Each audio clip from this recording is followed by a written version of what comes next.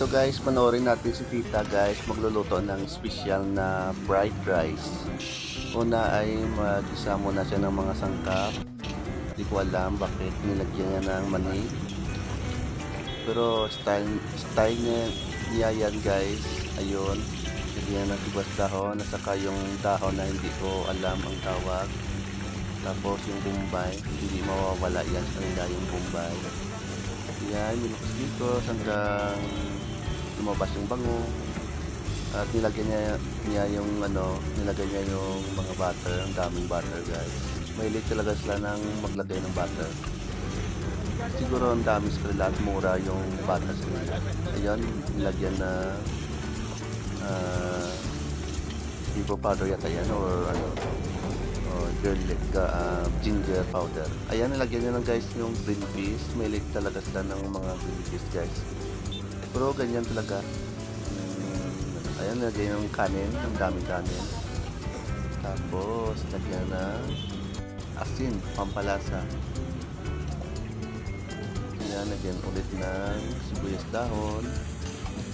At minikos-mikos ni tita. Ayan, minikos-mikos hanggang sa mahalo sila ng mabuti guys. Hanggang sa mahalo siya at naging kulay dilaw yung kanin. Ayan, kahit mainit guys ay hindi inda ni tita. Ayan, yan, nahalo-halo lang hanggang sa totally kulay dilaw na siya. Ayan, kahit mainit ay hindi niya iniinda ni tita.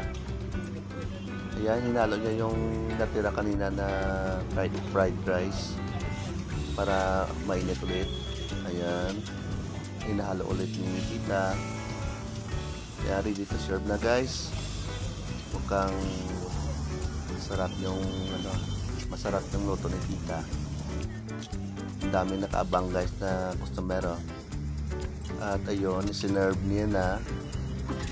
At yung sabaw pala guys ay pwede nilagyan niya ng sabaw yung fried rice nila.